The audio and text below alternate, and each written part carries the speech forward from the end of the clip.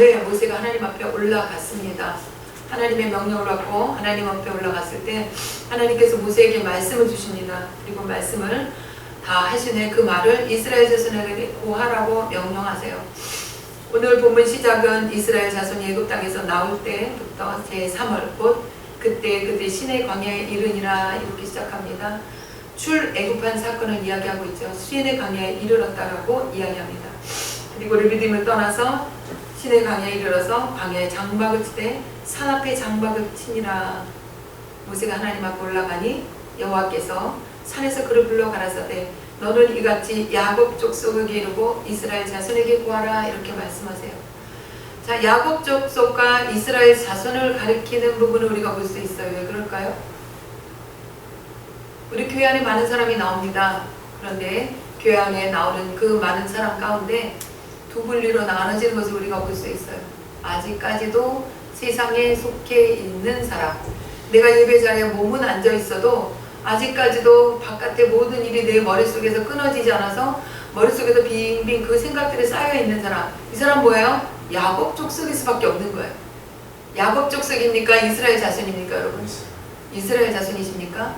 그럼 예배 가운데 온전히 내가 말씀에 몰입하고 있는지 다른 생각을 하고 있는지 여러분 머릿속으로 한번 보십시오. 여러분 머릿속에 미움과 다툼과 원망이 생각이 나고 다른 생각이 나십니까? 그렇다면 아직 내가 십자가에 못 박히지 않은 상태입니다. 내가 그리스도와 함께 십자가에 못 박혔나니 그런즉 이제는 내가 산 것이 아니요 누가 사신 거예요? 내 안에 그리스도께서 사신 것이라. 이제 내가 육체 가운데 사는 것은 이렇게 말씀하고 있죠. 그러니까 예수가 죽고 그리스도가 살아나는, 예수가 죽고 그리스도가 살아나는, 육체가 죽고 영이 살아나는. 육체가 살아있을 때는 영이 일하지 않습니다. 영이 일할 수가 없어요. 육체가 강하기 때문에. 그러니까 예수 그리스도가 십자가에서 못 박히신 그 사건을 여러분이 늘 기억하셔야 돼요. 정과 욕심을 십자가에 못 박았느니라 그 얘기하고도 같은 이야기예요. 예수 그리스도가 십자가에 못 박히셔서 그 예수라는 몸은 찢기고 상하고 죽임을 당해서 무덤 속에 내려가고 그리고 다시 살아나는 게 누가? 그리스도. 그리스도. 하나님이 이 땅에 보내신 그 영 그리스도. 그리스도가 살아나셨다는 거예요. 그리스도가 살아나셨다. 이 말씀처럼 여러분의 마음 가운데 일어나는 여러 가지 마음 가운데 정과 욕심을 구별할 줄 아셔야 돼요. 정과 욕심이 구별되어서 그것이 십자가에 못 박혀지면 그러면 내가 예배 시간에 예배할 때 세상의 모든 생각은 떨쳐버리고 오로지 예수 그리스도만 생각하며 그 그리스도의 말씀으로 내가 내 영이 살아나는 것을 여러분이 체험하실 거예요. 자, 오늘 그 말씀이에요. 야곱 족속에게 이르고 이스라엘 자손에게 구하라. 자, 두 분류로 나누어서 이 말씀을 이렇게 하시는 이유는 이스라엘 이 민족을 애굽 땅에서 이끌어내셨지만 그 모든 10가지 재앙을 다 보고 다 똑같이 나왔지만 그들 가운데는 아직까지 변화되지 못한 족속이 있다는 거예요. 백성이 아니고 족속이 있다는 거예요. 그렇게 하나님께서 그 두 부류를 불어내십니다. 그리고 말씀하십니다. 나의 애굽 사람에게 어떻게 행하였은가? 내가 어떻게 독수리 날개로 너희를 업어 내게로 인도하였음을 너희가 보았느니라. 이 말씀은 무슨 말씀이에요? 내가 너희를 끄집어내기 위해서 내가 무슨 일을 했는지 알아? 내가 너희를 끌어내기 위해서 애굽에 있는 모든 장자를 죽였어. 그거 기억하니? 이 얘기인 거예요. 자, 10가지 재앙이 있었지만 10가지 재앙이 이스라엘이 살고 있는 고센 땅과 애굽 사람이 살고 있는 땅이 분리가 돼서 나타났어요. 처음에 몇 가지 재앙은 같이 나타났지만 그러나 이스라엘 사람들에게 많은 피해를 줄 수 있는 어떤 단계에서부터 여러분 그 재앙이 임하지 않았던 거 기억하시죠? 해가 칠흑같이 어두워지는 가리워서 그런 역사도 같은 애굽 땅에서 갈라져서 나타났어요. 장자의 죽음도 마찬가지였어요. 그런데 그 전까지의 모든 상황 가운데서는 하나님이 임의적으로 갈라서 역사를 하셨다면 장자의 죽음만큼은 이스라엘에게 선택권을 주셨어요. 너 내 말을 듣고 따라올래? 여기 살래? 이 뜻이에요. 그러니까 예수 그리스도의 보혈의 피를 상징하는 그 어린 양을 잡아서 그 피를 우술초에 묻혀서 너희 집 문 임방에 발라라. 그 피가 있으면 내가 안 들어갈게. 이게 하나님의 말씀이었어요. 그 말씀을 듣고 행한 사람과 행하지 않은 사람과 차이점이 나타납니다. 이렇게 하나님께서 이스라엘 백성에게 10가지 마지막 제안은 선택권을 주시면서 그 애굽 사람들에게 하나님이 이들을 끌어내기 위해서 장자를 모두 다 죽이십니다. 그 장자가 죽었음을 알고 바로가 즉시로 나가라고 명령이 떨어지죠. 그렇게 9가지 제안이 내리도록 마음이 완악해서 애들은 놔두고 가라, 짐승 놔두고 가라, 니들끼리 갔다 와라, 이렇게 얘기하고 여러 가지 말로써 회유하고 그랬던 바로가 마음이 바뀌어서 얼른 빨리 가라고 재촉까지 합니다. 그리고 이스라엘 백성들을 내보내는 애굽 사람들도 마찬가지였어요. 얘네들과 더 있다가 내가 죽겠구나, 우리 아들이 죽었다. 이 마음으로 인해서 그들의 마음이 급해졌어요. 그래서 빨리빨리 가라, 이런 상황이었어요. 그런데 그런 과정 가운데 여러분 기억하시죠? 하나님 뭐라고 하셨죠? 은금패물 요구해라. 그래서 은금패물을 받아가지고 그리고 나옵니다. 늘 우리가 이야기하듯이 영적 전쟁에는 전리품이 있습니다. 육적 전쟁에도 전리품이 있죠. 얻어지는 것들이 있죠. 남겨지는 것들이 있죠. 마찬가지예요. 우리가 영적인 싸움에서도 마찬가지입니다. 여러분 이걸 꼭 기억하시고 우리가 어떤 싸움에서든지 이겨야 된다는 거. 영적 싸움에서 모든 기도는 영적 싸움이에요. 그 전쟁에서 여러분 다 이기시기를 예수 그리스도를 축원합니다. 자, 그런 싸움들을 다 이기고 그렇게 나올 때 하나님 뭐라 그러세요? 너희를 어떻게 데리고 나왔냐? 독수리가 날개로 너희를 업어서 인도하는 것처럼 그렇게 인도했다 이거예요. 이 말씀 이해하시겠어요? 독수리가 자기 날개 위에다 자기 새끼를 얹어가지고 날랐대요. 그러니까 이 애굽 사람들 가운데서 있던 이 사람들이 막 애굽 사람과 1대1로 막 싸우고 이게 아니라 하나님이 다 하셨다는 얘기. 하나님이 다 하셨다는 얘기. 그리고 너희를 업어서 내 길을 인도했으면 너희가 다 보았느니라. 그 다음 5절 말씀. 세계가 다 어디에 속했다고요? 내게 속했다고. 맞습니다. 이 세상은 어떻게 하든지 하나님을 가리우려고 하나님의 존재를 엎으려고 노력하는 것이 이 세상이에요. 한동안 진화론, 지금 그래도 조용히 좀 들어갔지만 진화론이라고 하는 것이 제가 학교 다닐 때 조금 나오기 시작했어요. 그러다가 진화론이 아주 크게 성장을 해서 하나님이 아니라 하나님이 만드는 게 아니고 이 세상은 그냥 저절로 생겨났어. 빅뱅 이론 이거잖아요. 그냥 어느 날 뭔가 뻥 터져가지고 그렇게 세계가 생겨났다는 거예요. 자, 이런 상황 가운데 한 과학자가 우연하게 발견된 어떤 물질 하나 발견하고 그게 맞다라고 얘기해서 정말 진화론이 부추겨지고 진화론이 온 세상 사람 가운데 정말 신처럼 여겨지는 그런 상황이 되었었죠. 그러나 그것이 어떻게 흐지부지 조용히 됐어요. 왜? 더 이상 과학적으로 증명할 수 없기 때문에. 과학적으로 뭐가 A는 B다라고 얘기할 수 있는 것이 없기 때문에. 자, 그럼에도 불구하고 온 세계가 그때 너무나도 호도되었기 때문에 아직까지도 진화론을 믿고 있어요. 그러니까 이 진화론은 결국 뭘 주장한 거예요? 불신을 주장한 거예요. 하나님에 대한 불신을 주장했기 때문에 어떤 면에서 마귀는 승리했다라고 볼 수 있어요. 많은 사람들의 마음을 이렇게 살짝 삐까닥하게 만들어 놨으니까. 그전에 어떻게 해요? 사람들이 길 가다가도 모든 것이 신이 있다 그랬어요. 물론 우상을 섬기는 것까지도 만들어가면 그랬지만 그러나 사람들의 마음 가운데는 순수함이 좀 있었다라고 할까요? 그러니까 우리가 정말 두려운 일이 생기면 사람들이 하늘을 쳐다보는 그런 일들이 있었어요. 옛날 사람들은. 그런데 요즘 그런 것 없잖아요. 좀 이론적으로 맞는 얘기를 해. 과학적으로 증명이 됐어? 이런 얘기들을 하면서 사람들이 굉장히 똑똑한 것처럼 변했는데 엄청나게 바보인 거죠. 왜? 우리 눈에는요, 보이는 게 있으면 보이지 않는 게 있답니다. 여러분, 내 앞에 있는 사람이 무슨 생각하고 있는지 여러분 보이십니까? 그 사람이 말하기 전에 보이지 않아요. 그렇다고 해서 그 사람이 말하면 그게 답니까? 그 속마음을 어떻게 합니까? 보이는 게 다가 아니라는 겁니다. 보이는 게 다가 아니라는 거예요. 그러면 이 보이지 않는 세계는 어떻게 보겠느냐는 거예요. 보이지 않는 세계는. 우리 아까 서두에 같이 말씀 나눴듯이 내가 그리스도와 함께 십자가에 못 박히면, 그리스도의 영이 내 안에 계시면, 그 성령 하나님께서 나와 함께 하시면, 그러면 내가 알게 되는 거죠. 예수님이 이 땅에 오셔서 사역을 마치시고 돌아가실 때 뭐라고 하셨어요? 내가 가는 게 너희에게 유익이다 얘기를 했어요. 왜? 제자들이 너무 불안해하니까. 내가 가는 게 너희에게 유익이야. 왠지 알아? 성령 하나님 보시면 죄에 대해서 의에 대해서 세상에 대해서 심판하신다 얘기를 하세요. 그런데 죄에 대해서 의에 대해서 세상에 대해서 심판할 때 어떤 방법으로 심판하시냐는 거죠. 하나님을 믿는 하나님의 백성을 통해서 하나님이 심판하시는 거예요. 그래서 하나님을 믿는 사람들이 말씀으로 전도를 하면서 또 때로는 그 맨발로 지하철을 다니면서 전도를 했던 사람이잖아요. 그런 사람도 있고 자기 목숨을 뒤로 하고 죽을 줄 알면서 전도하면 죽임을 당하는 그것까지 일부러 찾아가는 사람들, 그런 사람들이 있는 거잖아요.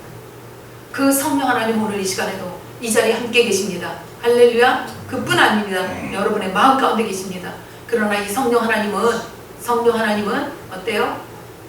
악령과 같이 여러분의 의사를 무시하지 않으세요. 여러분이 성령 하나님을 수시로 인정하고 환영하고 모셔드리기 바랍니다. 여러분의 성령님을 신실하게 진정으로 날마다 메시지 때때로 인정하고 그분을 언제든지 오세요 환영하고 또 내 마음 가운데 오세요 이렇게 모셔드릴 때 그분이 여러분 마음에 계시고 그리고 그분을 통해서 이 세상의 모든 것들을 볼 수 있는 눈이 열어집니다. 믿으십니까? 오늘 성령 하나님은 말씀을 통해서 여러분의 눈이 띄기를 원하고 또 기도를 통해서 여러분이 단련되길 원해서 여러분의 눈이 띄어지고 눈이 감긴 자들을 다 열어주기를 그렇게 원하세요. 그것이 뭐예요? 우리가 해야 될 일, 그렇게 되기 위해서 해야 될 일이 뭐예요? 우슬초에다 어린 양의 피를 발라서 문설주에 뿌렸다. 이건 뭐예요? 믿음이 없이는 그 행위를 할 수 없는 거예요. 이게 무슨 말이 돼? 아니 짐승피를 비릿한 냄새 나는 이 피를 왜 문설주에다 왜 발라? 에이 기분 나빠. 지저분해. 그리고 안 따라하는 사람 어떻게 돼요? 그냥 그대로 당하는 거지. 그런데 그것을 따라한다. 이건 뭐예요? 믿음이 있다는 거예요. 믿음이 있다는 거예요. 여러분 기도하세요 라고 하면 이 믿음이 있는 사람은 기도를 해요. 그러나 믿음이 없는 사람은 아이고 하나님 다 하셔 그러고 넘어가는 경우들이 있어요. 아닙니다. 그리고 기도한다고 하는 사람들 가운데도 정말 조목조목 기도하는 사람이 있는가 하면 대충 그렇게 기도하면서 그들 얘기가 뭐냐면 대충 하는 사람들 가운데 하는 얘기가 하나님은 전지전능하시기 때문에 다 알아. 그런데요 하나님은 여러분 상당히 세밀하신 거 아세요? 여러분이 하는 말도 그렇게 얘기하는 말도 맞습니다만 대충 하는 사람에게는 대충 가르쳐줘요. 그러나 하나님 앞에 전심전력으로 세밀하게 기도하는 사람에게는 세밀하게 가르쳐주세요. 여러분 우리가 친구를 사귈 때도 마찬가지로 어때요? 내가 내 마음을 있는 마음을 그대로 표현하지 않고 대충 알려주는 친구는 그 친구도 나한테 대충 알려줘요. 그런데 세밀하게 모든 것을 주고받는 친구는 어느 날 나한테 얘기할 때 뭔가 요만큼 덜 얘기했거나 숨겼거나 그러면 그 마음의 양심이 찔러요. 그래서 어떻게 내가 솔직히 아까 얘기할 때 그 말은 안 했는데 이러고 전화해요. 아니면 그때 내가 얘기할 때 이 얘기 좀 하기 싫었어서 안 했어 라든가. 왜? 내가 저 친구를 정말 사랑하고 저 친구랑은 절친이라고 생각을 하는데 내가 그 친구한테 얘기를 안 했다가 그 친구가 만약에 다른 사람한테 그 얘기를 듣고 나한테 서운하면 어떡하지? 그래서 우리 관계가 쪼개지면 어떡하지? 이런 두려움이 있는 거예요. 마찬가지예요.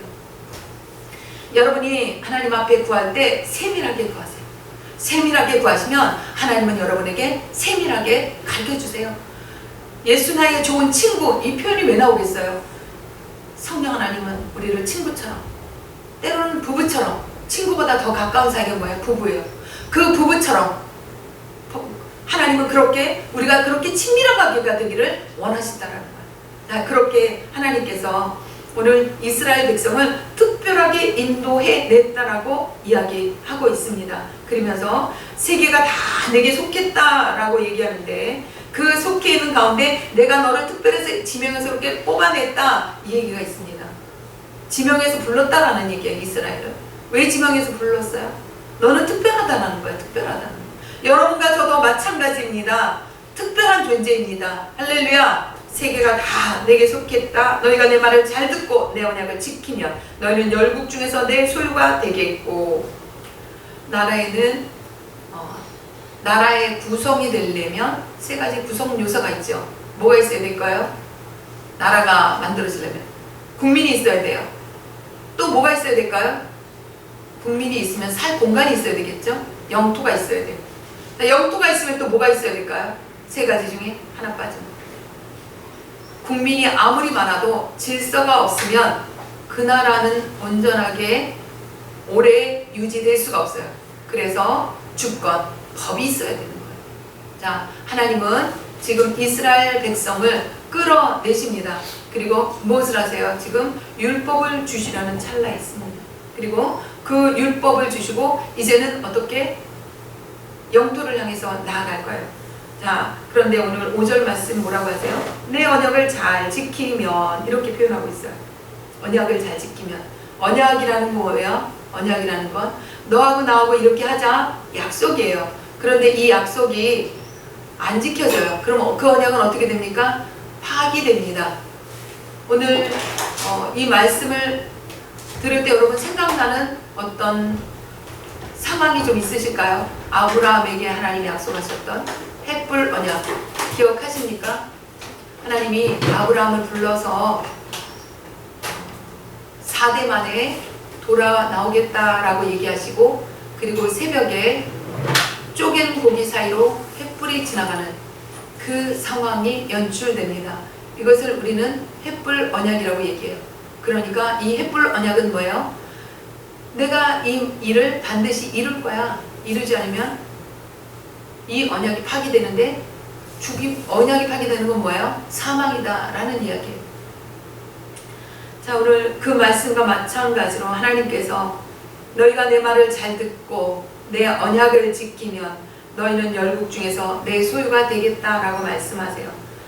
자, 세계가 다 내게 속해 하였다라고 얘기하시는 하나님이 왜 그 많은 백성 가운데서 이스라엘 백성만 이렇게 꼬집어서 내시면서 끄집어내신 이 백성을 너희는 내 백성이야 라고 이렇게 얘기하실까요? 왜 그러실까요? 창세기로 가시면 이 문제가 해결됩니다. 하나님은 아담과 하와를 만드시고 내 백성이라고 만드셨습니다. 그런데 그들이 하나님하고의 약속을 파괴시켜 버렸어요. 절대 먹지 말라라고 하는 선악과, 그 선악과를 먹음으로 인해서 그들의 눈이 밝아졌다 이렇게 표현하죠. 그리고 그들이 에덴에서 추방당합니다. 그러니까 그 말씀 속에서 무슨 말씀이 나오냐면, 사단은 여자 우선의 발꿈치를 상하게 하고 예수 그리스도, 그리고 여자의 우선은 사단의 머리를 밟는다 라고 성경이 표현되고 있죠. 그 사건을 이해하시면 돼요.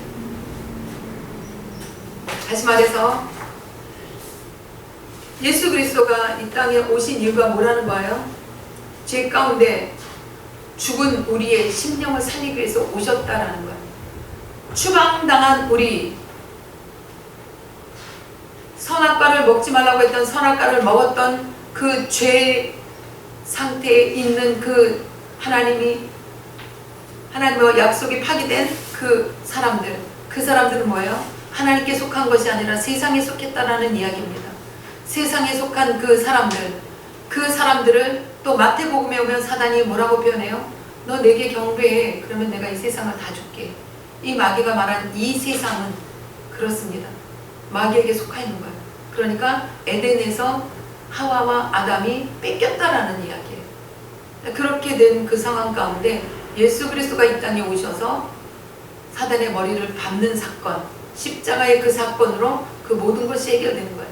우슬초를 문 설주에 발랐던 것처럼 예수 그리스도의 그 보혈의 피공로로 우리가 하나님께 나아갈 수 있다라는 것을 이 사건을 통해서 우리가 보여주고 있어요.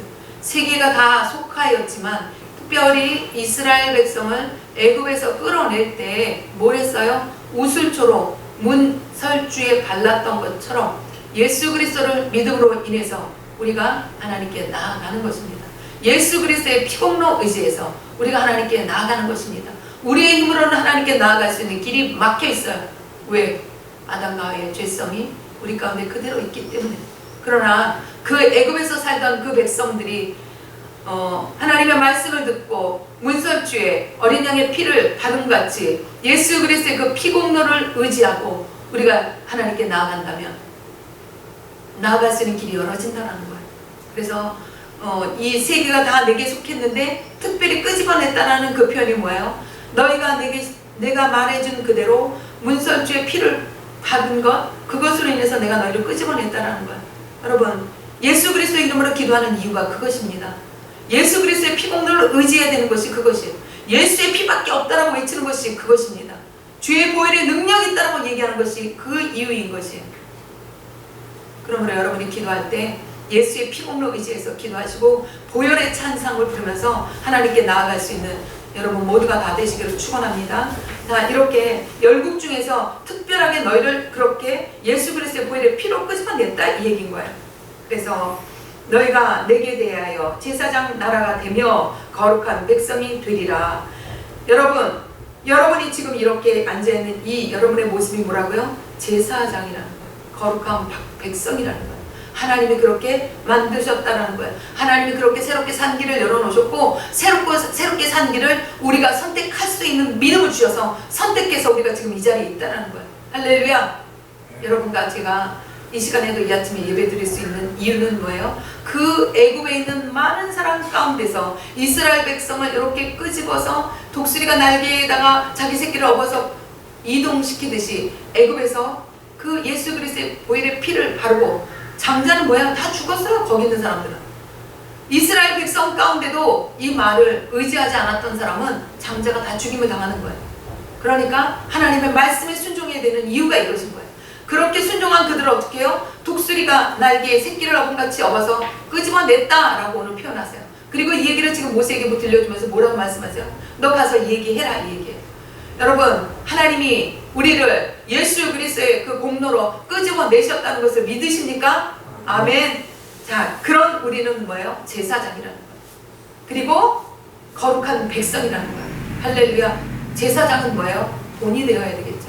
여러분, 이 제단에서 나가서 밖에 나가서는 하나님을 믿는 사람인지 안 믿는 사람인지 그렇게 사시면 안 돼요. 여러분은 제사장입니다. 제사장은 뭐예요? 가르치는 권세가 있습니다. 본이 되어야 되는 직분을 감당해야 될 수 있는 사명이 있어요. 모든 사람에게 빛이 되어야 되고 본이 되어야 돼요. 여러분의 삶이.